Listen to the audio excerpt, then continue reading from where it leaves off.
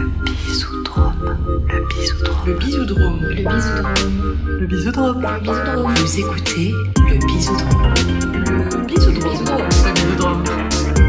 Vous écoutez le bisoudrome.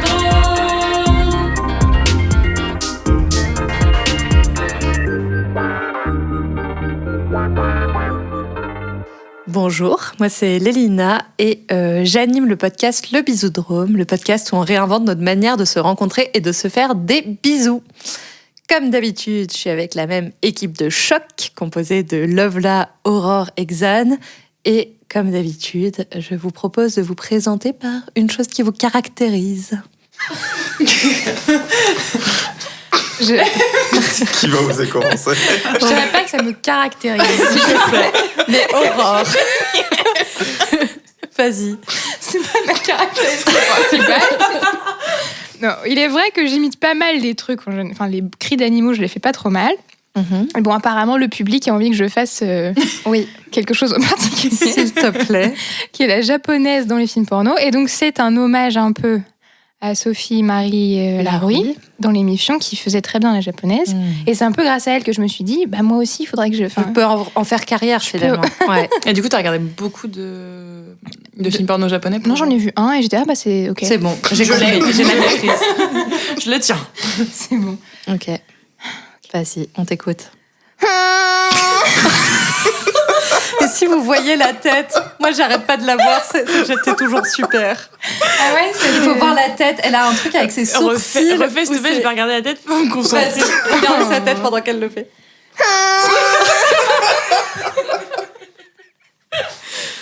C'est super. Tadam! J'adore. Voilà. Bravo. Et la semaine prochaine, ce sera le plan. Enfin, le mois prochain, on n'est pas encore... Voilà, hebdomadaire. Xan? Moi, du coup, je suis un imitateur de Stitch. Vas-y, on t'écoute. Alors, ouais, je veux dire famille. Famille veut dire qu'on sera tous unis. Oh. C'est très mignon. C'est trop mignon. Tu l'as vraiment bien. Ouais. Et donc moi c'est Lovla et moi je fais très bien l'américaine qui sait pas trop bien encore parler français. Tu vois, quand je suis là, il faut tourner à droite pour aller ensuite vers chez toi et ensuite tu tournes. Et je sais pas trop la France, mais j'adore en tout cas. Trop bien. Trop bien. Moi, je suis vraiment nulle. Pas globalement, je suis super, voilà, je m'adore. Mais je suis nulle pour faire des voix, des imitations. Même je suis nulle en prononciation de langue, ce qui est un gros drame parce que j'ai une mère qui parle 4 langues couramment et que je parle couramment allemand, très bien anglais, mais toujours avec un accent bien pourri français. Et vraiment, ça ne changera jamais. À un moment donné, j'ai décidé d'abandonner. Ça me saoulait beaucoup à un moment donné. Et puis, j'ai été vendeuse de tabac presse en Allemagne, ce qui est une anecdote en elle-même. C'est clair. Et quand j'étais vendeuse de tabac presse en Allemagne, au début, j'étais là en mode ouais, tous ces clients qui me disent la petite française. Et après, j'étais là, en fait, ça fait du chiffre. Parce que les gens, ils adorent les petites françaises. Et chaque fois, ils venaient, ils s'assoyaient, qu'ils avaient préparé. Ils étaient là en mode oui, alors mon voyage à Paris, qui tu vois, des petits vieux, ils étaient là en mode je vais les raconter mon anecdote de quand j'étais à Paris. Et ils étaient trop contents. C'est vraiment trop heureux d'avoir une vendeuse française. Donc, je me suis dit, il faut own ton accent français. Les gens aiment bien les Français. Et puis voilà, quoi. C'est comme ça, je pourrais pas changer. Voilà. C'est vrai. Et d'ailleurs, moi, en ayant vécu au Canada, j'avais vraiment un succès fou avec les mecs à partir du moment où je parlais, en fait. Ah vraiment, ouais, globalement, t'ouvrais ta bouche. Physiquement, bon. Et puis après, bonjour. Oh, waouh. Le Canada québécophone ou anglophone? Non, anglophone. Anglophone. That's why. Moi, j'ai eu l'inverse. Après être revenue d'avoir habité 1 an en Allemagne, j'étais là en mode c'est tellement ennuyant de faire du small talk quand c'est dans sa langue, quoi. J'étais là, à partir du moment où tu parles pas une langue étrangère, mais la vie n'a pas de saveur, quoi. Enfin, il y a vraiment plus aucun enjeu, quoi. Donc voilà, faire des rencontres en français, j'étais là, mais tellement lame, quoi. Bon, après, ça m'est passé. Voilà. Après cette minute élitisme culturel, de pouvoir aller à l'étranger et parler plein de langues, qui n'a vraiment rien à voir avec le sujet de ce podcast. Je pense qu'on peut commencer avec notre sujet de cet épisode qui s'intitule « Une amitié comme les autres ». Un avis sur tout. Surtout un avis. Un avis sur tout. Qu'est-ce qui se cache derrière ce titre ? Du coup, je vais commencer, comme toujours, par mon avis. Et mon avis, c'est qu'il faudrait traiter nos relations émotionnelles et sexuelles et amoureuses comme on traite nos amitiés et inversement. Et surtout, en tout cas, ce sur quoi je réfléchis en ce moment, c'est sur les débuts de relations et notamment les débuts de relations émotionnelles, sexuelles, amoureuses. On a cette habitude, moi j'ai beaucoup fonctionné comme ça, en tout cas pour mes 2 premiers couples, et mes 2 couples exclusifs dans ma vie, où je me suis mis très vite avec la personne. Et j'ai donné très vite beaucoup de place à cette relation, quoi. C'était très vite quelque chose de très important. Et ça crée des situations qui, en fait, avec le recul, je me dis, c'est un peu absurde. Genre, mon ex-copain avec qui je suis restée 7 ans, je me rappelle qu'au bout de 6 mois de relation, j'étais là en mode « Ah ouais, pourquoi tu racontes tes problèmes à ton meilleur pote que tu connais depuis 10 ans et pas à ta meuf que tu connais depuis 6 mois ?» Tu vois, et t'es là en mode « Bah oui, en fait, c'est évident qu'au bout de 6 mois, t'as pas créé la même complicité qu'au bout de 10 ans de meilleure amitié et qu'en fait, potentiellement, s'il a des problèmes, bah, il va se tourner vers son meilleur pote et pas forcément en premier lieu vers moi ou de la même manière, quoi. » Et du coup, je trouve que mettre cette place à ce couple, alors que c'est naissant et que souvent, pas souvent, des fois on connaît la personne depuis longtemps, mais dans ce cas, je la connaissais pas depuis beaucoup plus longtemps que le moment où je me suis mis en couple avec cette personne, ça crée des attentes et une pression folle sur cette relation et sur l'autre, et c'est brûler pas mal d'étapes à mon sens. Et je commence à penser qu'un des possibles problèmes, c'est peut-être l'exclusivité dans les rencontres émotionnelles, sexuelles, amoureuses, de se dire on a une personne qu'on connaît potentiellement pas très bien et on mise tout sur elle. On est là en mode ok, maintenant c'est bon, on est en couple où je te choisis toi exclusivement et je mets tout sur toi. Et en plus, on a une vision du couple qui est très forte, où il y a quand même une vision un peu mainstream de le couple, c'est la forme d'amour la plus grande, la plus forte, la plus intense. Et du coup, avec tout ce que ça comporte, de se dire, c'est avec son amoureux qu'on va se raconter nos journées, voyager ensemble, habiter ensemble potentiellement, peut-être fonder famille et tout, et qu'on met beaucoup sur cette relation-là, quoi. Et du coup, moi, ce que j'essaye de mettre en place, c'est de traiter mes débuts de relations émotionnelles, sexuelles et tout, comme des débuts d'amitié.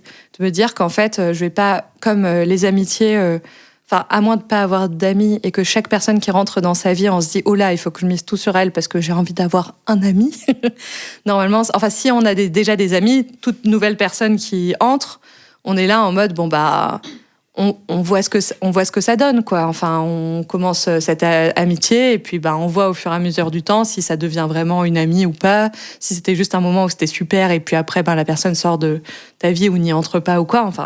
Il y a plein de possibles qui n'ont pas forcément des conséquences dramatiques, quoi. C'est pas parce que par exemple une personne entre et sort qu'on va forcément être là en mode oh là là, c'est vraiment horrible, j'avais tout misé sur elle et elle n'est plus là. Et du coup je suis un peu de drama là.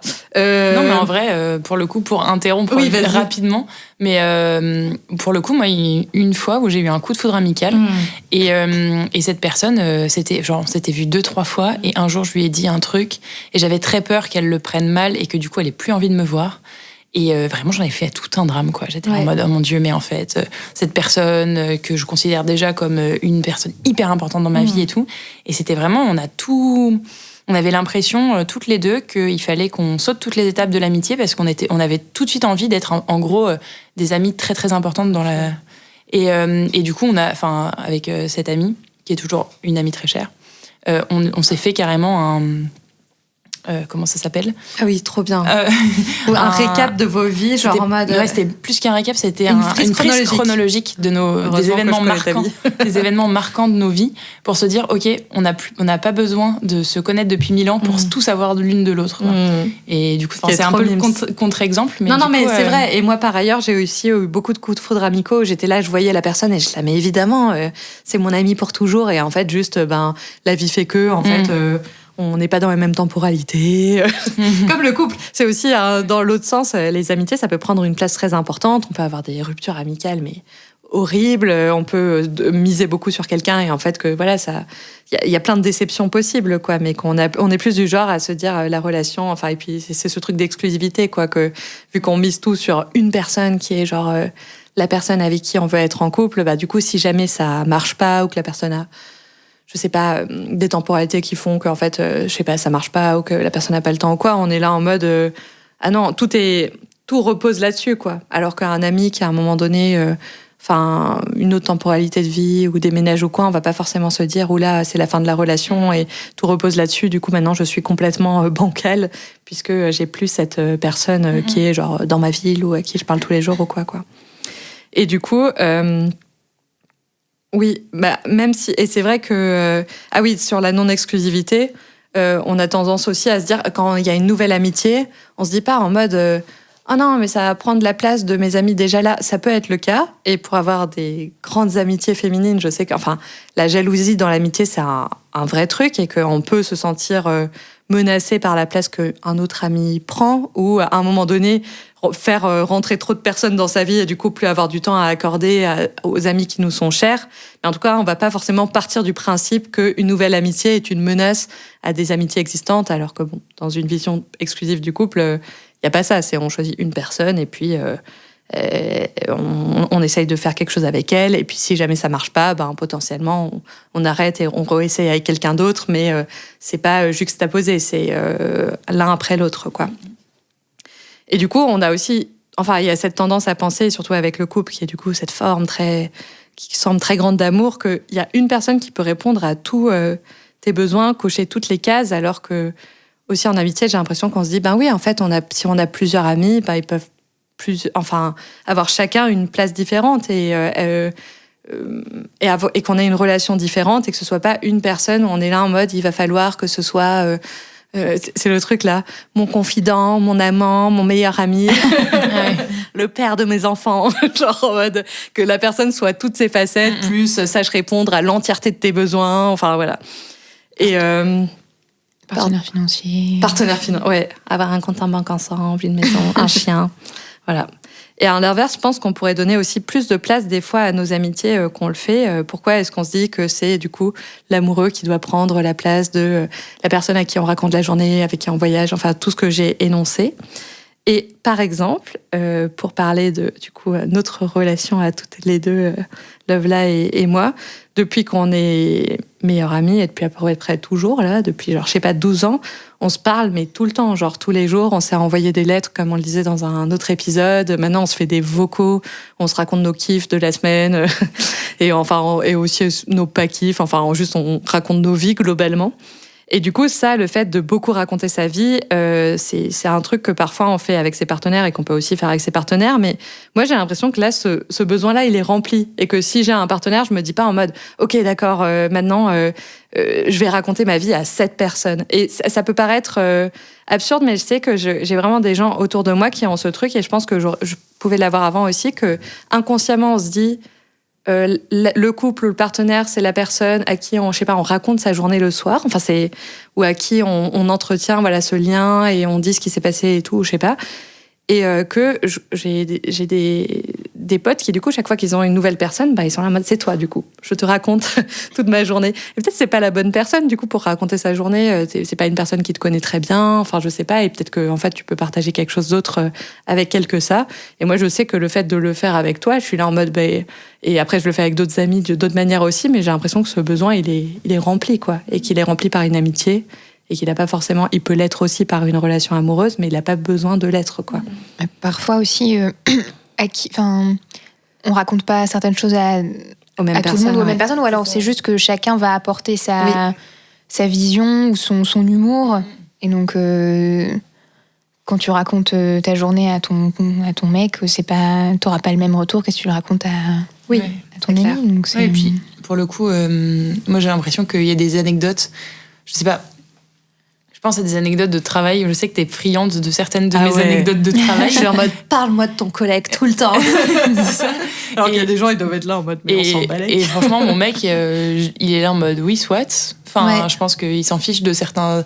Je pense qu'il y a certains aspects de ma vie qui intéressent plus certains potes que mon mec, et inversement. C'est aussi de comprendre ça. Et du coup, c'est comprendre ça, et du coup, créer une relation qui est différenciée, ce qui est normal, et je pense qu'on fait tous naturellement avec nos amis, et que du coup, on peut difficilement attendre, en effet, que notre amoureux, amant, meilleur ami, et les mêmes et les réactions qu'on veut.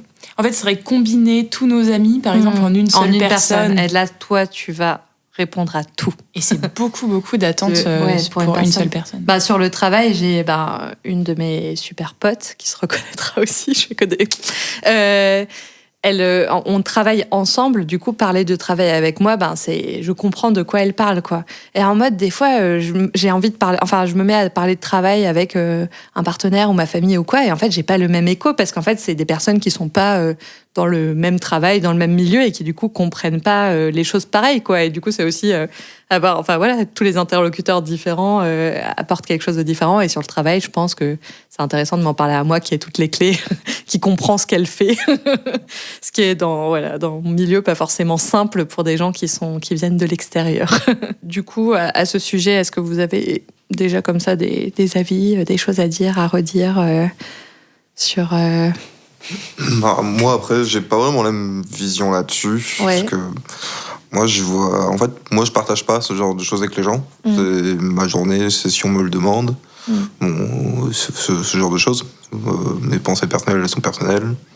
C'est pas des choses que je partage avec les gens, même avec les personnes avec qui je suis en couple. C'est pas partager ma journée. C'est pas quelque chose qui fait partie. C'est pas quelque chose qui fait partie du couple pour toi. Non, en mode... on s'en fout. C'est une journée. Voilà, la journée elle est passée quoi. Après, je dis pas raconter sa journée pour raconter sa journée. Il y a le truc de et toi, c'était comment ta journée? Alors, j'ai mangé. Non, mais ouais, c'est ça. Mais, tu vois, non, mais c'est les plus, potins, tu vois, les trucs comme ça, c'est pas quelque chose qui m'intéresse plus que ça. Donc,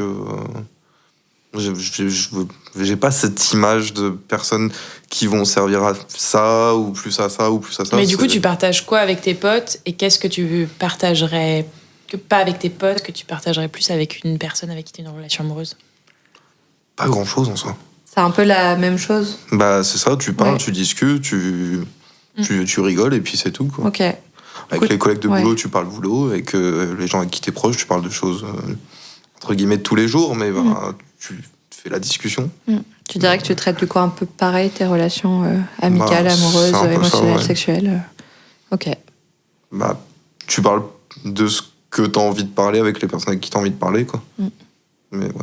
Moi, je Fais vois pas pas, peser j'ai tout pas sur de quelqu'un, besoin, voilà, j'ai pas de besoin ou de poser quelque chose sur quelqu'un. Si on me pose des questions, je vais répondre. Sinon, On te fait un interrogatoire. c'est ça, c'est Colombo, mais version amicale, quoi. Ok. Bon, très bien. Bah, c'est peut-être que parler, parler en général, c'est un truc que t'aimes bien faire ou tu t'en fous un peu de parler? Je m'en contrefous. Mais Dis d'une le force. mec qui est vraiment dans un podcast. Ouais, mais c'est ça, qui travaille dans un truc où il est en contact Oui, avec des c'est ça, personnes où et tu qui parles toute la journée Non, mais avec c'est des ça, gens. en fait, je parle déjà tellement Ah oui, tout le c'est temps ça, avec tu les l'avais gens. déjà je comprends en que même temps. Tu fais ça toute après, la journée. Je parle plus, en fait, aux êtres humains. Mais J'ai non, la- mais ça, je comprends bien. Ouais. Parce que tu parles toute la journée avec de multiples personnes. Ouais, ça doit être Ah, trop Et je comprends fatigant. qu'à la fin de c'est la ça. journée, t'es là en mode, en fait, je veux du calme, quoi. Ouais. Ouais. Moi, il y a des Le fois où j'ai silence. vraiment la Ouais, le flemme silence. de... Je sais pas, je rentre chez moi et mon mec il est en mode alors, t'as passé une bonne journée? Je suis là en mode j'ai vraiment pas envie de parler. Mais c'est pas du tout contre lui, quoi. C'est juste, je suis là en mode je suis fatiguée, j'ai eu des rendez-vous ou quoi, et je suis là en mode oh non, pas envie de parler, quoi. Moi, plot twist, j'ai tout le temps envie de parler. Non. Qui ne savait pas? Ah ouais, en fait, tu termines ta journée, t'as fait une centaine d'appels dans ta journée, t'as ta mère ou ton père qui t'appelle, tu te dis ça va durer une demi-heure, tu fais, Non. mon téléphone n'existe plus. Et toi, Aurore, t'as pas des... Enfin, qu'est-ce que tu penses que tu pourrais partager plus avec une personne avec qui t'es en relation qu'avec tes amis? Moi, il y a ce côté, mes amis, on a des chemins parallèles, enfin, chacun a son chemin et on se fait coucou et on se raconte nos chemins, mais pour moi, dans l'idée de couple, on a envie d'être sur le même chemin, où on a une vision un peu commune. Il y a le fait d'avoir un projet. Mais tu peux aussi avoir des projets avec tes potes en mode créer un podcast.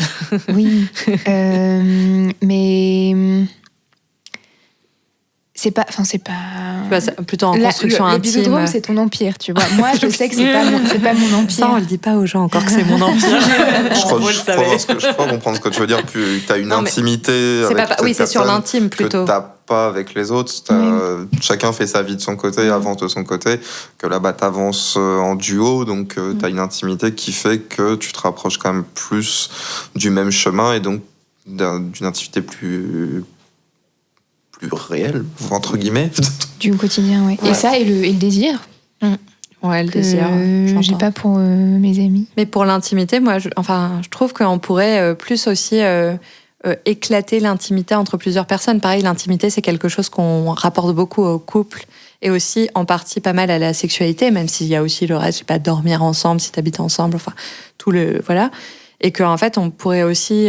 on n'est pas forcément dans une culture, en plus, moi, la première, je suis pas la plus tactile et tout, à être forcément intime avec nos potes, mais on pourrait aussi construire des intimités non sexuelles qui viennent répondre à des besoins d'intimité. Je sais que moi, je l'avais beaucoup vu en voyant, je suis une très grande consommatrice d'ASMR.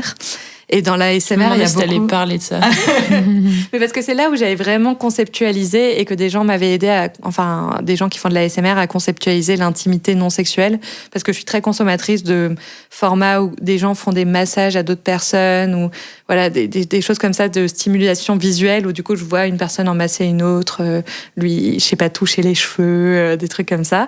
Et où c'est souvent entre amis, entre sœurs, avec vraiment ce truc très tendre, très doux qui correspond à des besoins aussi de toucher qu'on a tous et de sécurité et tout, mais qui sont pas teintés de sexualité, quoi. Et ça, c'est pas forcément quelque chose qu'on met en application si facilement dans nos vies, je trouve. En tout cas, pas moi dans la mienne, quoi. Justement, j'allais dire qu'il y a un truc, t'es pas très tactile et tout. Moi, je sais qu'il y a un truc d'intimité qu'on fait, on fait toutes les deux. C'est que souvent, tu me touches les cheveux. Enfin, genre, le truc, c'est genre, vrai. si on est toutes les deux sur un canapé et voilà, qu'on discute ou quoi, et que je me mets sur toi, tu me touches les cheveux. Et ça, c'est un truc d'intimité hyper fort parce que pour moi, c'est un des trucs que je préfère qu'on me fasse, me trifouiller les cheveux. Et en plus, moi, j'adore toucher les cheveux. Et du coup, c'est un truc qui crée de l'intimité hyper fort, hyper facilement en même temps et qui est cool, quoi. Et qui est pas des bisous ou un truc qui serait un peu plus intrusif, je sais pas, qui peut paraître plus intrusif, engageant en tout cas. Ouais.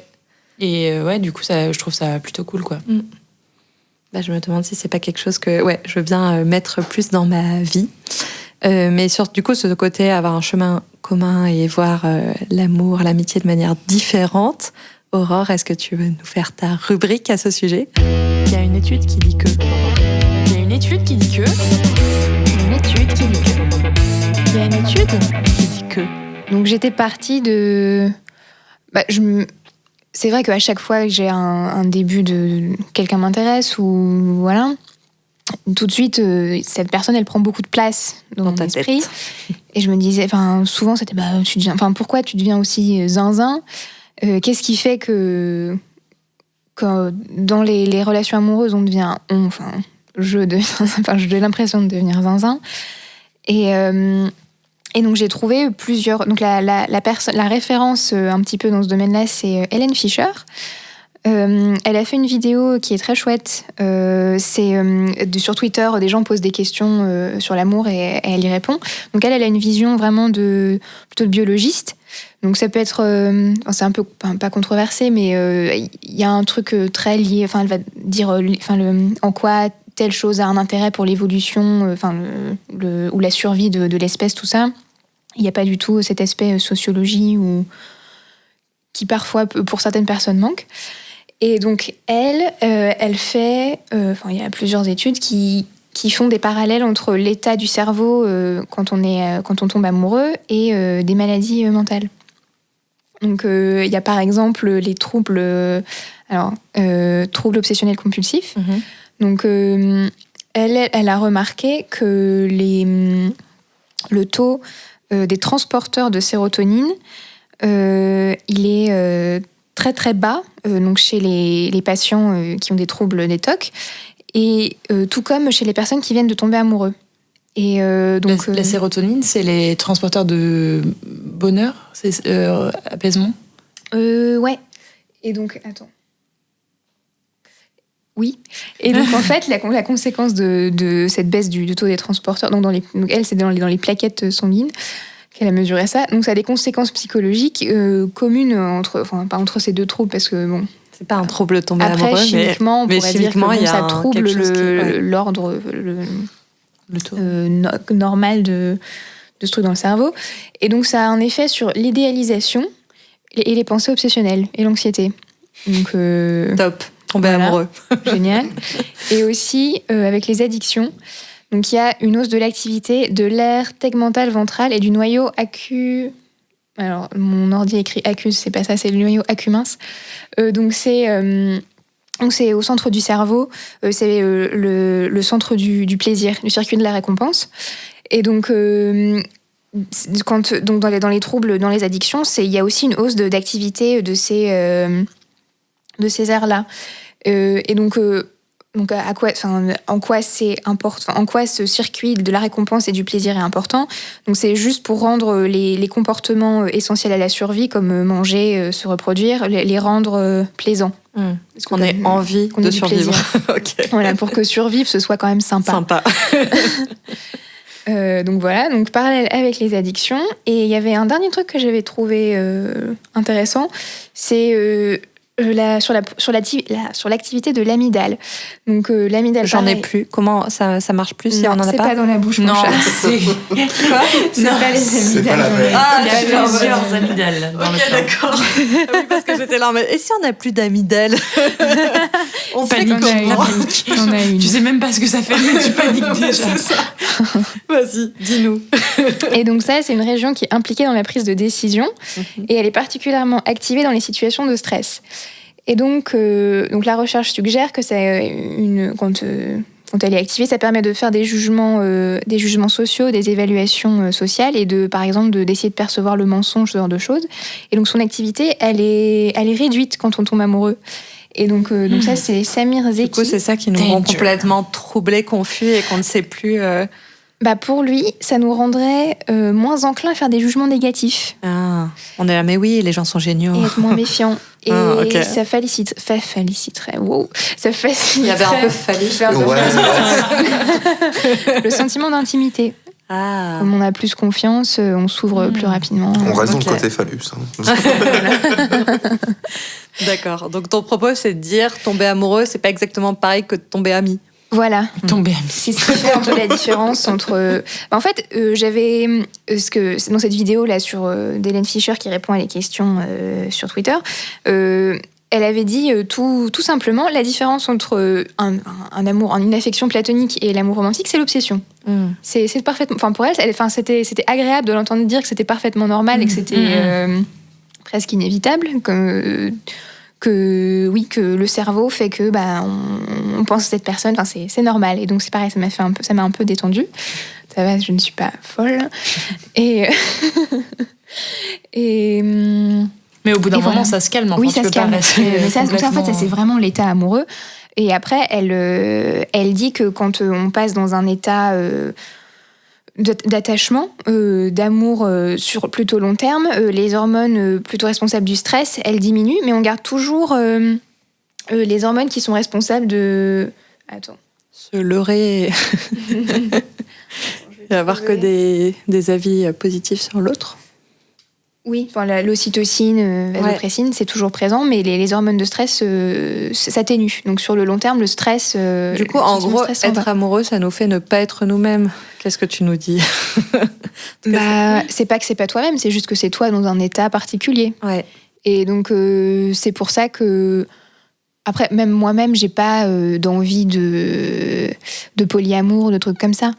Donc, c'est plus facile pour moi de me dire ça, mais j'ai plus envie de dire, l'amour, ça te met dans un état comme ça, et si tu rentres pas dedans, dans cette intensité, que t'apprends pas à la vivre, tu peux pas l'apprivoiser, tu peux pas l'accepter, et j'aurais l'impression que de me dire, comme je suis trop stressée quand il y a une personne qui m'intéresse, je vais essayer de rencontrer plusieurs personnes en même temps. Pour moi, j'aurais l'impression de faire de l'évitement.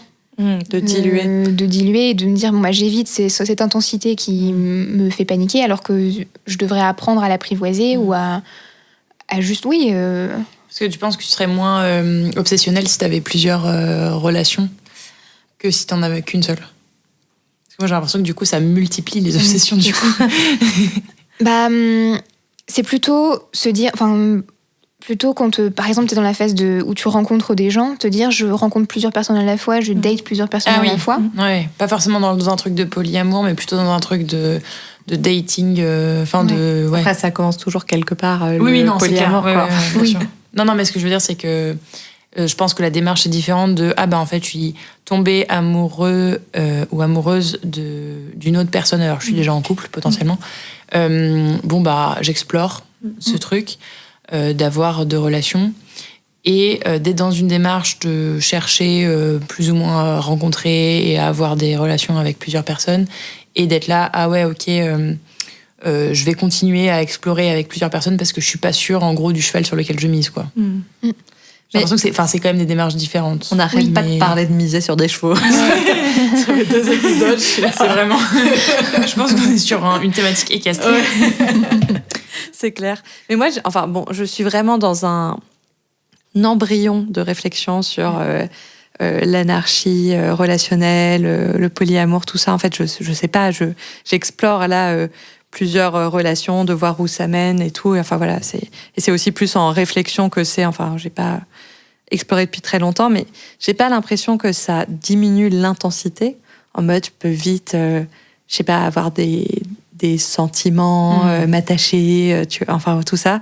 J'ai l'impression que ce que ça diminue, c'est la pression que je mets sur ces relations. Et que ça, c'est vraiment un truc plutôt culturel, d'être là en mode oh non, mais la personne, je sais pas, me répond pas assez, ou n'est pas comme ci, n'est pas comme ça, ou que je suis un peu là en mode c'est ça, c'est que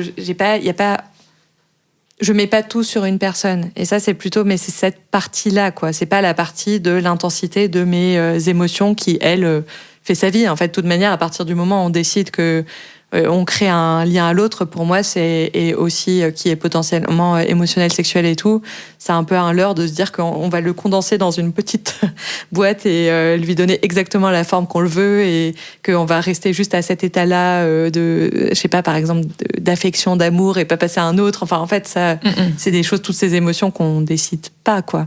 Mais j'ai l'impression que ce que je décide, c'est c'est ça, la pression que je mets sur ces relations là par rapport à des amitiés, par exemple, quoi. Je mets pas tout dans une... Enfin, je me dis pas qu'il faut que cette personne remplisse tout, parce que mes amitiés, je parle pas des mêmes choses avec mes amis. Enfin, c'est juste différent. Après, c'est moi qui le vis comme ça, mais il y a ce truc de sentir qu'il y a... En fait, c'est vraiment pas palpable. Je peux même pas... C'est un truc de... on a un peu... je sais pas une énergie commune, oui, mais après, ce petit fling de... en vrai, être amoureux, ou en tout cas avoir des... Pour une personne avec qui t'as une relation émotionnelle, sexuelle et tout, je la trouve pas pareille que les émotions que j'ai pour mes amis. Je dis pas que... Enfin, c'est pas forcément plus fort ou moins fort, mais je trouve que c'est différent et qu'il y a un petit truc particulier à ce truc d'être un peu amoureux, quoi. Et en même temps, je comprends ce que tu veux dire, c'est-à-dire que quand tu tombes amoureux, en fait, c'est hyper difficile de penser à autre chose. Et du coup, je pense que, quand t'es au tout début d'une relation, c'est tellement... quand tu tombes amoureux, c'est tellement prenant et tout ça que tu te dis, mais j'ai pas la place pour autre chose, quoi. J'ai même plus la place pour travailler correctement, ou je sais pas. Mais oui. Et du coup, c'est vrai que... Je signe tous mes mails avec son prénom, c'est compliqué. je pense pas que ce soit ce serait possible. Ou t'appelles ton chef par le nom et t'as plus que ce nom à la bouche, tu sais. Et je me demande si c'est... en fait, moi, je pense vraiment que le polyamour et l'anarchie relationnelle, tout ça, ça peut fonctionner, mais je pense pas que tu peux tomber amoureux simultanément de deux personnes. Enfin, j'ai l'impression que il y a des temporalités différentes, quoi. Et je pense que c'est nécessaire dans le process parce que, je pense pas que humainement soit possible d'avoir genre deux obsessions hyper fortes en même temps. Ça doit être vraiment dur. Ça m'est pas encore arrivé. Ça doit être vraiment dur. Après, moi, c'est peut-être comme la grossesse où le corps, elle dit t'es enceinte, stop, quoi, tu vas pas. Trop enceinte. On a vu là déjà tout ce que ça fait sur nos hormones et machin. C'est le double, c'est rien, une relation. Je gestionne un amour. Ouais. Du coup, à ce sujet, on peut peut-être écouter l'interview. Ouais, l'interview du coup, c'est une amie à moi, Charlie, que je connais depuis très longtemps, et qui est en relation polyamoureuse, enfin d'anarchie relationnelle, je sais pas exactement ce que c'est la différence, donc je suis désolée si je me trompe. Depuis 6 ans, elle est avec sa copine, et avant ça, elle était déjà un peu en train d'expérimenter. Elle raconte tout ça dans l'interview. Y a-t-il un médecin à bord?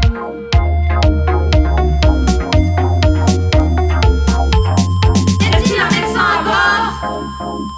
Tu veux te présenter pour nos auditoristes? Oui, donc je m'appelle Charlie. Ah mince, il faut que je dise un truc drôle à propos de moi. Oui, c'est ça. Ouais. J'ai fêté mes 23 ans dans une ancienne prison désaffectée. Voilà. Hipster. Elle était en Estonie, à Tallinn. Trop bien. Voilà. Où tu as vécu. Où j'ai vécu. Donc, est-ce que tu peux me parler de l'anarchie relationnelle? Comment tu as découvert ce principe de relation et comment tu l'appliques, toi? En fait, je l'ai découvert à un moment un peu charnière de ma vie où je sortais d'une relation assez... j'aime pas le mot toxique, mais assez... une relation d'emprise, en fait. Et je venais de découvrir que j'étais bi et j'étais en Erasmus, du coup, en Estonie. Et en fait, j'étais un peu en train d'essayer de rencontrer des gens sur Internet. Et j'ai rencontré cette personne avec qui ça aurait été une relation à distance, encore avec un mec. Donc ça me saoulait un peu. Et en fait, lui était anarchiste relationnel. Et c'est lui qui m'a un petit peu expliqué les concepts. Et je me suis dit, YOLO, en fait, on verra bien si ça me va ou pas. Et ça me va.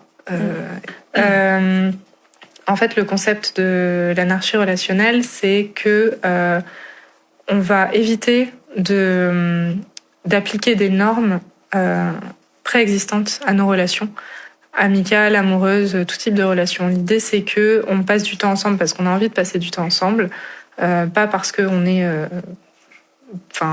amoureux ou voilà, si ça fait partie du truc. Mais en gros, l'idée, c'est plutôt que de repartir dans des normes préétablies de ce qu'on appelle en polyamour l'escalator relationnel, à savoir tu vas rencontrer quelqu'un, vous allez tomber amoureux, vous allez du coup monter sur cet escalator où les étapes après sont un peu automatiques de on va cohabiter, on va rencontrer la famille, on va cohabiter, on va se marier, éventuellement on va avoir des enfants. Bien sûr, c'est un schéma, il y a plein de couples qui font les choses un petit peu différemment aujourd'hui, mais il y a cette idée quand même que globalement, ça reste une norme établie.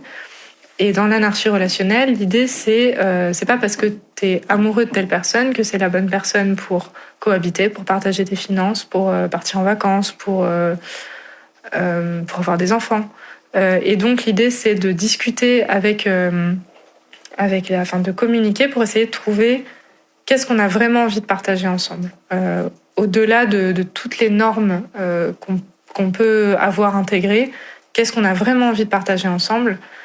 Et donc comme ça, à la fois dans les relations amicales, dans les relations amoureuses, et ce qui m'a aussi beaucoup plu avec l'anarchie relationnelle dès le départ, c'est justement la place qui est accordée à l'amitié, c'est-à-dire que souvent on nous encourage à être, ça c'est un modèle capitaliste, où on nous encourage à être un petit foyer de la famille nucléaire, où on priorise en fait cette famille-là pour tout ce qui est partage des ressources financières, partage de la tendresse, de différentes formes de soutien qui sont vraiment que dans le cadre de ce petit groupe-là, familial.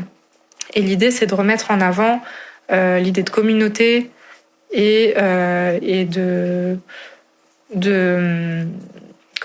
d'amitié, quoi, revaloriser nos amitiés aussi.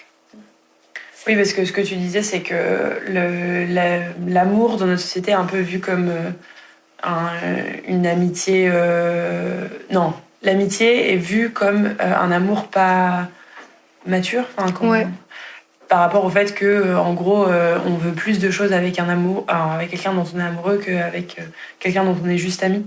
En fait, ce qui m'avait frappée quand j'ai grandi, c'est que quand t'es adolescent et adolescente, puisque c'était mon expérience, t'as vraiment ce truc de...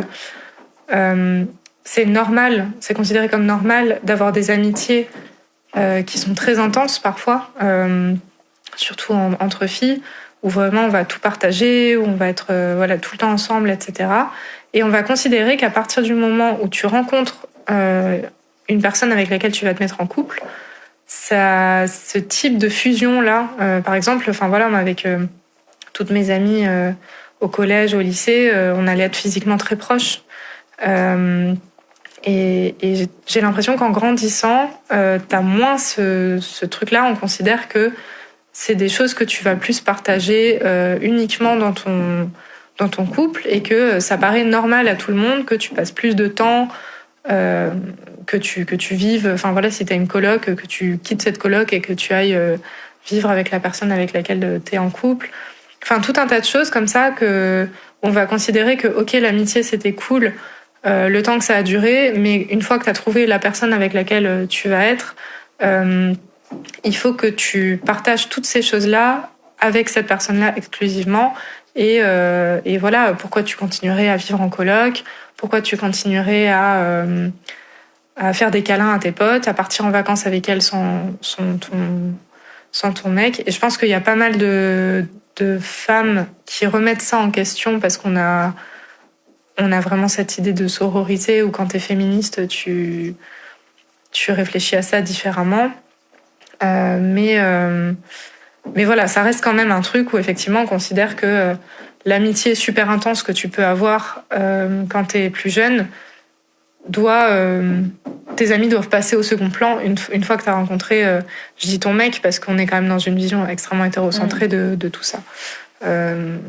Donc c'est une vision qui m'a jamais plu, même quand j'étais monogame. J'ai toujours voulu donner la place que j'estimais juste à mes amitiés et ça a créé souvent des tensions dans les couples dans lesquels j'ai été, quoi.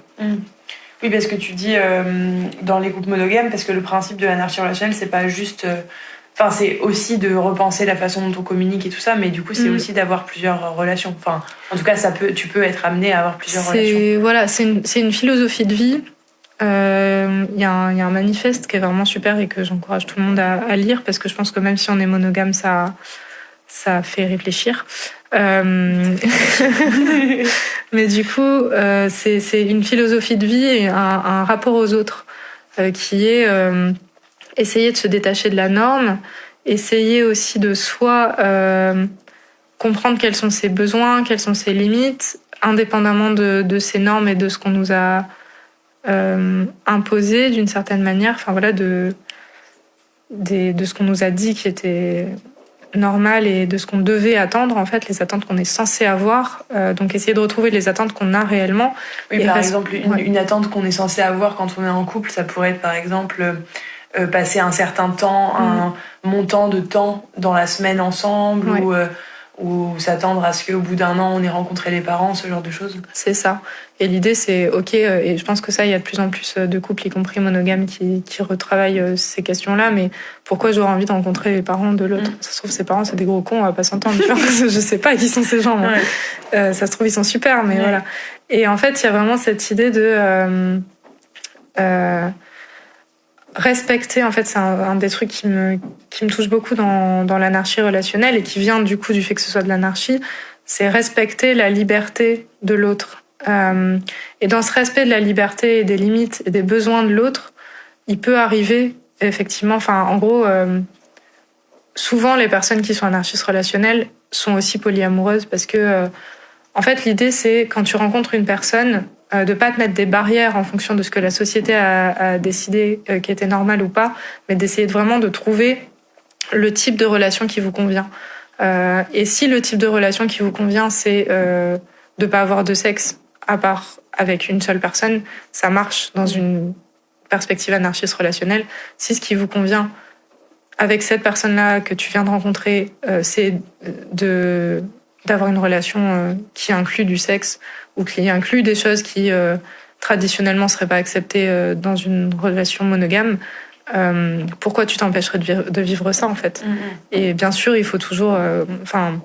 c'est pour ça que je parle de respect de la liberté, c'est qu'il y a aussi le respect des émotions et des besoins de toutes les personnes impliquées. Donc, mais l'idée, c'est de pas essayer de contrôler son partenaire comme on a tendance à le faire à l'heure actuelle. Oui, donc tu dirais que le principe, enfin, si on devait résumer un peu les principes de l'anarchie relationnelle, c'est vraiment la liberté en premier, quoi. La liberté de l'autre comme principe premier d'une relation. C'est la liberté, mais c'est la liberté au sens anarchiste du terme, c'est-à-dire vraiment le côté tu es responsable de toi-même. Ça veut pas dire que l'anarchie, c'est aussi la communauté. C'est aussi une façon de penser le vivre ensemble.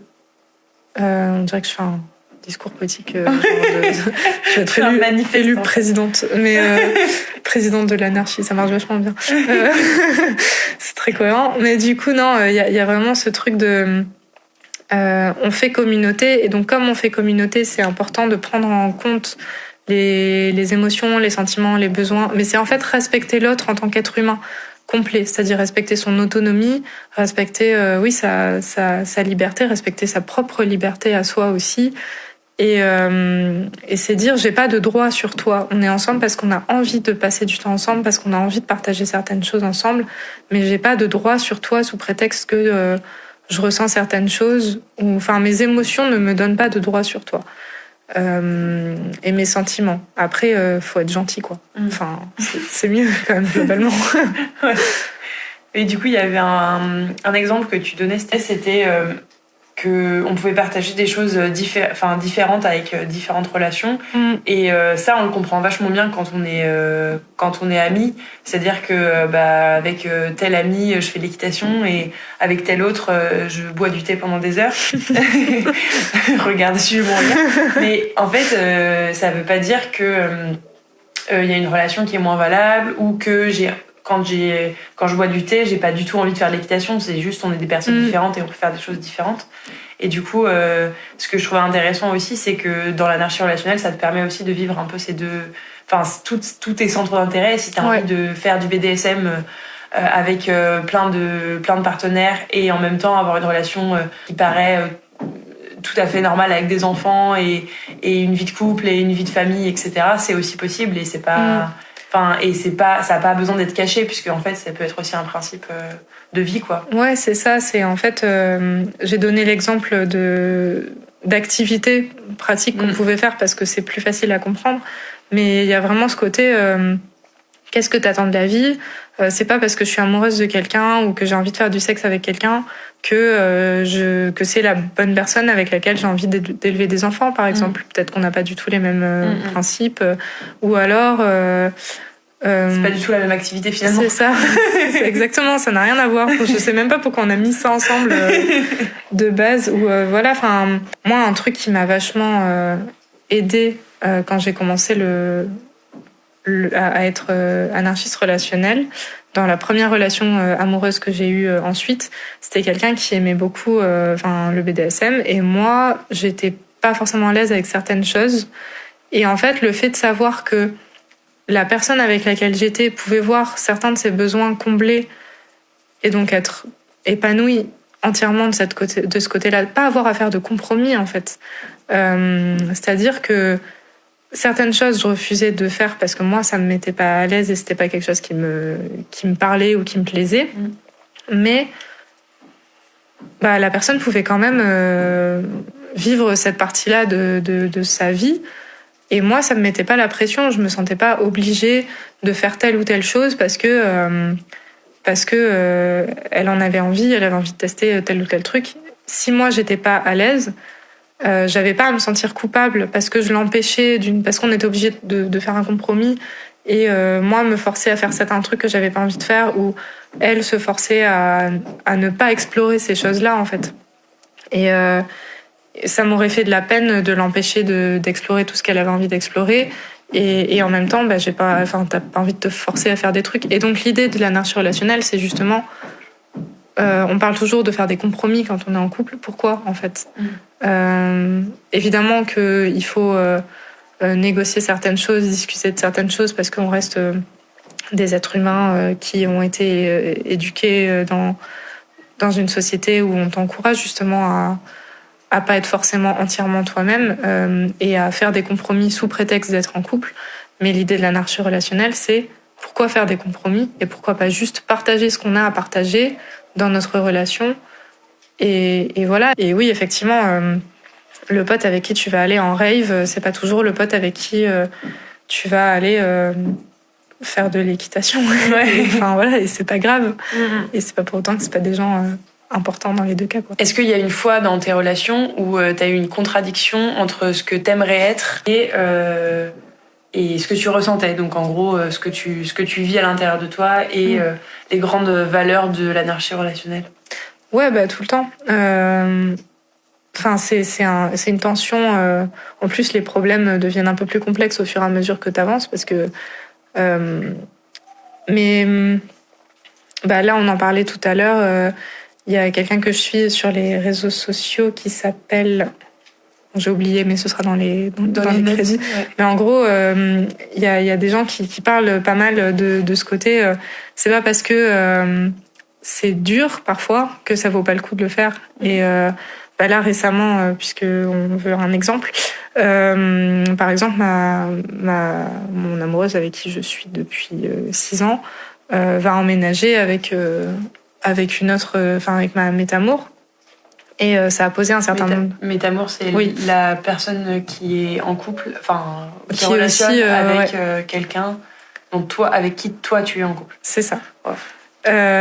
Et donc cette personne va donc elles vont emménager toutes les deux. Et au début j'ai eu un petit peu de mal avec ça parce que j'avais du mal à voir comment tu peux emménager avec quelqu'un sans que ça crée de facto une hiérarchie dans les différentes relations. Et je veux pas moi être la partenaire primaire de qui que ce soit, mais je veux pas non plus être la secondaire de qui que ce soit. Et du coup ça me posait des questions. Ça me créait pas mal d'insécurité. Je me disais, mais en fait, voilà, elle crée cette hiérarchie-là. Enfin, voilà, et en fait, il y a une différence entre interdépendance et hiérarchie que je vais pas développer là, mais je t'enverrai un TikTok là-dessus que tu pourras mettre éventuellement en lien. Super. Et le fait il a fallu qu'on discute beaucoup justement de comment elle allait prendre en compte cette potentielle hiérarchie qui risquait de se créer, comment elle voyait les choses sur leur cohabitation, comment elle voyait les choses par rapport à moi. Et en fait, à aucun moment il a été question que je lui dise non, tu vas pas emménager avec cette personne, ça me crée trop d'insécurité. En revanche, je peux dire, moi, le fait que tu emménages avec cette personne, ça éveille telle et telle et telle peur chez moi.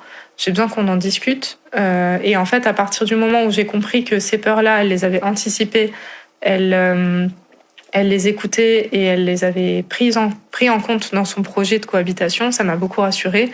Et moi, ça m'a permis aussi ensuite de travailler sur moi-même pour me dire pourquoi ça m'a créé autant d'insécurité, ce truc-là. Pourquoi d'un coup, j'ai arrêté de lui faire confiance, puisque c'est aussi un concept de l'anarchie relationnelle, de partir du principe que voilà, on se fait confiance. Et ça m'a permis aussi de réfléchir plus calmement à justement cette différence entre interdépendance et hiérarchie, et comment on allait pouvoir articuler tout ça, de quoi j'avais vraiment besoin en fait, puisque moi je savais que j'avais pas envie d'emménager avec elle, et que donc c'était pas quelque chose qu'elle allait vivre avec moi, mais qu'elle avait envie de vivre avec telle personne. Moi ça me crée telles insécurités, de quoi j'ai besoin dans la suite de notre relation pour que ça se passe bien, quoi.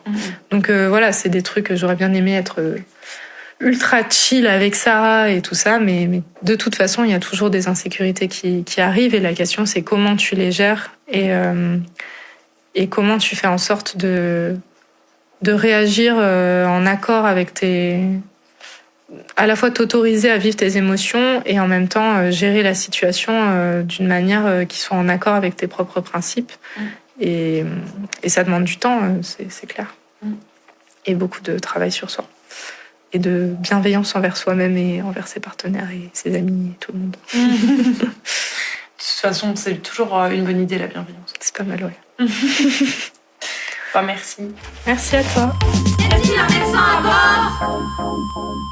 C'est vraiment fou parce que quand j'écoute cette interview là de Love là que tu as fait avec Charlie, je suis là, mais c'est exactement ça, quoi. Genre c'est exactement ce que je pense, c'est la réponse à toutes mes questions l'anarchie relationnelle. Je sais que je suis dans un enthousiasme de meufs qui découvrent, quoi. Mais j'ai l'impression que ma chronique, c'est vraiment ça, que je suis en train de tâtonner et de dire des petits trucs qui, en fait, les réponses, elles sont là, quoi. Enfin, j'ai écouté toute l'interview et j'étais là, mais oui, c'est ça, quoi. Donc, j'ai trop envie de lire ce traité et de m'immerger, peut-être la première, dans cette manière de voir les relations. Je trouve ça vraiment très intéressant. Oui, et puis du coup, ça peut apporter aussi au couple la vision de... Enfin, même si on est dans un couple traditionnel, ça peut aussi amener d'autres réflexions sur... on peut pas tout demander à un partenaire et juste c'est chouette aussi de valoriser les relations amicales qu'on a avec toutes les autres personnes qui font partie de notre support system et de nos relations affectives, quoi. Bah, en fait, je comprends la théorie, c'est juste que après, pour elle, l'application dans sa vie, ça fonctionne. Mais moi, après, c'est parce que j'imagine que les exemples qu'elle donne, c'est pas caricatural, mais on exagère toujours un peu. Mais dire avec cette personne-là, je veux faire du poney et fonder une. C'est juste que dans la vie, si je partage juste une ou deux activités communes, bah ça va pas durer très longtemps en amitié comme en potentiel partenaire amoureux. En plus, enfin, à chaque fois que je réécoute les podcasts, je n'arrête pas de dire enfin, donc je suis vraiment Gaston Lagaffe. Mais moi, en pratique, ça s'applique pas trop à ma façon de ressentir les relations, je pense. Et j'avais juste un petit truc que j'avais relevé où elle parle du fait que cette structure familiale ce couple, du couple comme ça, que ce soit lié au capitalisme. Alors c'est pas... En fait, donc il y a un livre hyper intéressant de Emmanuel Todd qui s'appelle L'origine des systèmes familiaux. Et donc en fait, il fait des parallèles entre des structures familiales et comment l'économie d'un pays se développe. Il fait des parallèles entre un système familial et une économie. Il explique au tout début du livre qu'il a commencé ses recherches dans ce sens-là parce qu'il avait remarqué que le communisme s'était développé là où il y avait un système familial très particulier. Et donc, il s'est dit peut-être qu'on peut faire des parallèles comme ça. Et dans son livre, il explique qu'en fait, cette famille nucléaire, en fait, grâce à ça s'appelle le principe de conservatisme des zones périphériques. Donc, c'est en fait... alors, je ne sais pas si je vous développe un peu ce que c'est, mais ça s'utilisait beaucoup en anthropologie, et puis après la Seconde Guerre mondiale, ils ont complètement arrêté d'utiliser ça, mais les linguistes, ils l'utilisent encore. Donc, en gros... je dis très rapidement parce que c'est pas vraiment le sujet, mais bon, en gros, on part d'un point central et on remarque qu'il y a des zones périphériques de ce point. Il y a par exemple, dans les langues, on va se dire, on remarque que ce mot-là, il est dit d'une manière similaire dans des points opposés, mais qui sont périphériques à une zone centrale. Donc, pour eux, ça leur permet de repérer un système archaïque. Et donc pour lui, en fait, on remarque, pas que lui, mais d'autres gens, t'as aussi Claude Lévi-Strauss qui parle de ça, que en fait la famille nucléaire, c'est la famille primitive en fait, et que après il y a d'autres systèmes qui ont été développés, et que finalement l'Europe, j'ai pas son livre est un pavé de 700 pages, donc j'ai pas encore tout lu, mais bon, je l'ai repris, et donc en gros c'est vrai que ce système familial, il a permis de développer le capitalisme parce qu'il est assez souple et libéral, mais c'est pas vraiment lié au capitalisme puisque c'était là bien avancé. Les familles, la famille originelle, si on veut, c'était des familles, c'était organisé comme ça, des familles nucléaires. C'est un bon modèle pour le capitalisme, mais ça vient pas du capitalisme. C'est pas que c'est un bon modèle pour le capitalisme, c'est juste que c'est un système qui a permis au capitalisme qui a facilité le capitalisme. Okay. Facilité le capitalisme. Donc voilà, je sais pas pourquoi c'est un point important pour moi. Très bien, après on peut choisir aussi de faire famille avec qui on veut, quoi. qu'importe. Il y a un truc de où ça vient et d'après ce qu'on décide de faire. Ce que je trouve intéressant, c'est ce truc dans ce qu'il dit on peut l'appliquer à tous les types, à toute relation, même en n'étant pas en anarchie relationnelle. Et moi, je trouve ça intéressant parce qu'on part du principe qu'on est là en mode, parce que je suis en couple ou dans une relation un peu émotionnelle-sexuelle à quelqu'un, ça veut dire qu'il faut qu'on fasse ci, ça ensemble. Je sais pas, on commence par coucher ensemble et la deuxième étape, c'est boire un verre avec les potes. Et la troisième étape, c'est ça. Et puis après, la quatrième étape, c'est être en couple. Enfin, c'est un exemple parmi d'autres où on peut se dire juste, qu'est-ce que je veux dans cette relation à la base? Après, évidemment, les relations, elles évoluent. Comme dans une amitié, on peut pendant 1 an faire du poney ensemble. Et à un moment donné, au bout d'1 an, on est là en mode « Ah, ça te dirait pas d'aller boire un verre ?» Et tout d'un coup, ça crée une deuxième strate à cette relation. Et après, on peut y avoir une troisième et tout. On peut commencer à faire un atelier d'écriture ensemble et après, on fait un podcast ensemble, par exemple. Mais en fait, je conçois. C'est juste que dans ma façon dont je vis mes relations, je l'ai déjà dit, mais très vite, je me doute si avec telle personne, on va potentiellement s'entendre et que notre relation va potentiellement dépasser le cadre dans lequel on s'est rencontrés. Ouais. Donc... Et généralement, quand j'aime bien quelqu'un, j'ai souvent j'ai des relations, faire plein de choses, voilà. Oui. Donc souvent, je dirais pas que j'ai peu de copains au sens pote. J'ai beaucoup d'amis proches, des connaissances avec qui coucou, mais j'ai peu de gens avec qui on va que au cinéma ou. Non, mais évidemment, mais je pense que c'est moins ça que de se dire que on peut, je sais pas, accorder une importance très grande à ses amitiés. Moi, je sais pas, par exemple, je suis assez contente de savoir que dans certaines occasions, mes parents peuvent aussi voir mes meilleurs amis parce que c'est important pour moi, parce que mes meilleurs amis font partie intégrante de ma vie et que du coup, je suis contente que mes parents ils voient aussi mes meilleurs amis. Alors que ça, c'est traditionnellement quelque chose qui est très en couple. À un moment donné, on va voir la partenaire. En tout cas, quand on est adulte, il y a un truc, quand on est ado, évidemment, les parents vont voir les amis et tout, mais c'est moins vrai à l'âge adulte. Ou alors, je sais pas, pouvoir me reposer sur une amie quand il y a telle problématique dans ma vie ou savoir que j'ai le projet d'être le coparent de mes amis, tu vois, parce que j'ai pas envie d'avoir des enfants, mais du coup j'ai quand même envie. On en parlera dans d'autres épisodes. Mais en gros, c'est juste que tu rajoutes le facteur enfant. Non, mais je veux dire, on peut nourrir des projets différents avec des personnes sans pour autant être en couple avec. C'est ça que je veux dire. En tout cas, c'est cool de se donner cette liberté dans des relations, d'en faire ce qu'on a envie d'en faire, même si on n'a pas envie de remettre en question un modèle de couple exclusif et tout. Mais d'ailleurs, pour savoir ce qu'on a envie de faire avec nos amis, notre couple, tout seul, on a un petit jeu pour finir cet épisode. Xan, tu vas raconter ça, qui va raconter ça. Yes, du coup, c'est le petit jeu qu'on va se faire ce soir. Ça va être... Ce soir, ce matin, quand vous voulez, quand vous écoutez. Là, actuellement, il fait noir, donc c'est ce soir. C'est les émissions à 19h pour les personnes âgées, les petites questions pour un champion. C'est ça qu'on fait. Ouais, okay. Voilà, tu vois. On est parti sur les questions sur un champion.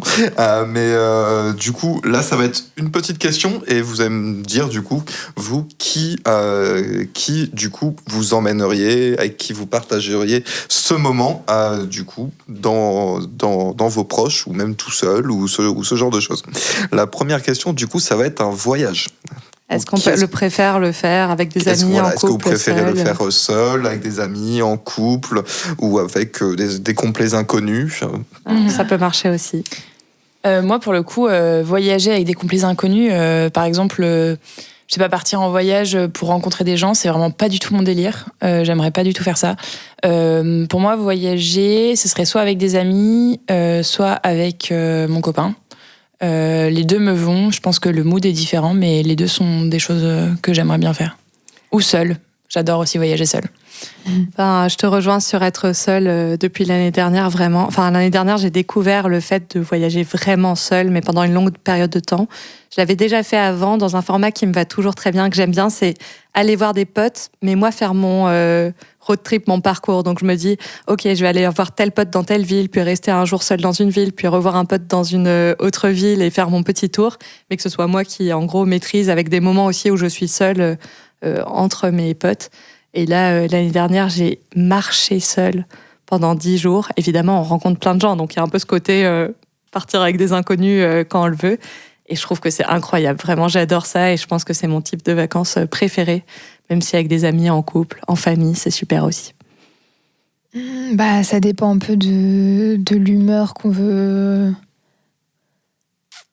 Parce que même un voyage en famille, hein, je me souviens que pour je sais pas, c'était combien de X années de mariage de mes grands-parents, on était tous partis en famille, donc ça dépend de ce qu'on veut tirer du voyage. Je pense, je sais pas, une croisière sur le Nil, peut-être pas avec mes parents, mais... Quoi ? À moi, croisière direct avec ma famille, parce que j'en ai mais fait. tu sais, sur un petit bateau... Ah oui, toi, tu vois ça en mode romantique. Pas un paquebot Costa Croisière, mais un bateau pas très grand, y a pas... Enfin bon...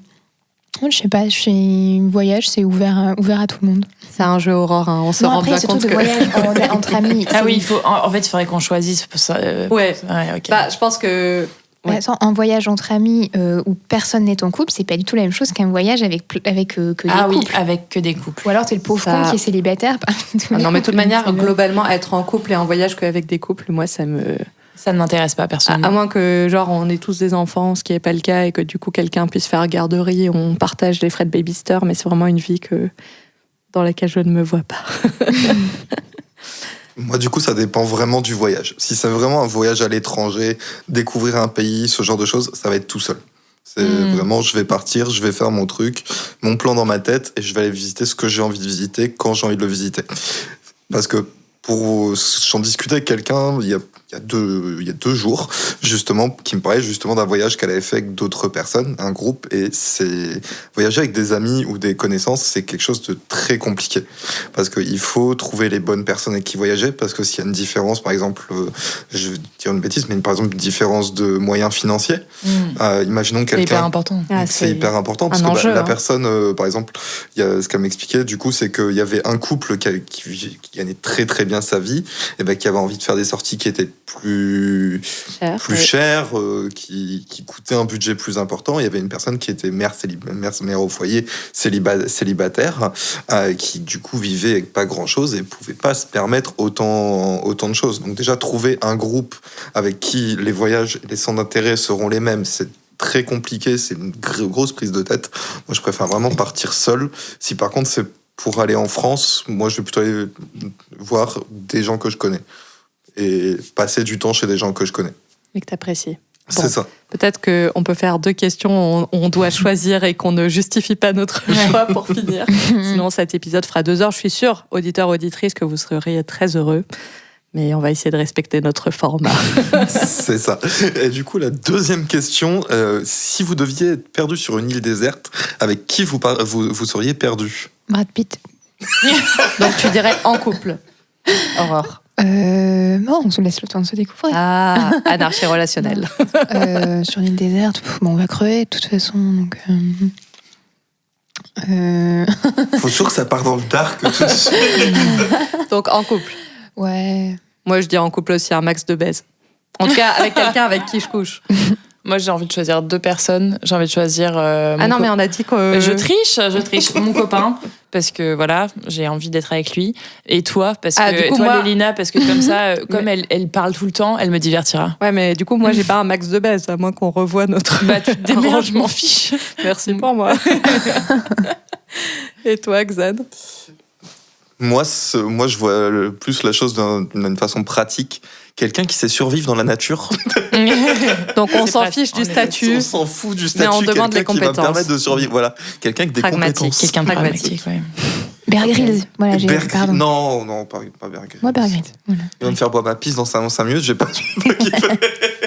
Alors, avec qui vous préférez vous disputer ? Nobody. Vas-y. J'ai envie de me disputer avec personne. Oui, super, et j'aime la paix, et je suis contre la famine. Oui. Alors... Moi, je dirais avec mes amis, parce qu'il y a un enjeu que le couple classique, comme on s'imagine, ou à un gros dispute, on est en mode, est-ce que ça remet en question tout ce qu'il y en a en train de vivre ? J'ai l'impression que, je sais pas, j'ai des bases plus solides dans des amitiés où je vais pas dans ces terrains-là dans ma tête de me dire que c'est forcément la fin pour toujours si on a une grosse dispute. Donc je trouve ça plus safe. Et avec soi-même, c'est dur de s'engueuler. T'as pas des dialogues internes ? Si, mais je préfère qu'il soit sympa. Le truc avec la famille, c'est que des fois, tu peux partir loin parce que tu t'as l'impression que que le lien est là quoi qu'il arrive, mais pourquoi j'ai posé cette question? Mais peut-être tu dis, oui, la famille resteront toujours là. La donc, famille, ce sera. Tu peux. on peut y aller. En fait, parfois c'est vraiment une soupape parce que je clairement. pense que c'est vraiment avec mes parents avec qui j'ai le plus hurlé. Je hurlerai jamais comme ça. Ou ma sœur avec des amis ou. Bon. Et- Ça détend. Se détendre en famille. C'est super. Moi, je dirais qu'une connaissance. Parce Ouais, que, bah. avec une connaissance. On s'en fiche. Bah, c'est ça, tu t'en Ah, fiches. vous trichez tous à ce Au- jeu. Au final. On va arrêter de faire des jeux ensemble. Non, mais avec une connaissance, t'as beaucoup plus de chances que ça se résout facilement. Parce qu'il n'y a pas. Il n'y a pas le même attachement. Il n'y a pas le même attachement, il n'y a pas le même bagage. Ouais. Et si ça merde, bah, c'est pas grave. Sur ces belles Est-ce paroles. qu'on peut s'engueuler avec une connaissance? Bah non, parce que Bah, t'as un pas collègue assez de proche, travail superficiel. ou un truc comme ça. Un ou collègue, ça marche. un Mais c'est collègue. une ouais. situation Oh, je particulière. vais pas m'engueuler avec mes collègues. Bon, Oh, ça m'arrive tous les jours. on ne va pas parler de travail en cette fin d'épisode. Je pense qu'on va clôturer cet épisode riche, un peu chaotique, intense. Donc, vous pouvez mettre 5 étoiles sur Apple Podcasts, sur Spotify, le partager autour de vous, nous suivre sur Insta, le Bisoudrome. Me suivre aussi maintenant sur Insta si vous le voulez pour m'envoyer des petits messages mots doux sur Lélina Kous. Et voilà, on se voit le mois prochain. Est-ce que j'ai oublié des choses? Non? Bah, d'ici le mois prochain. Des bisous.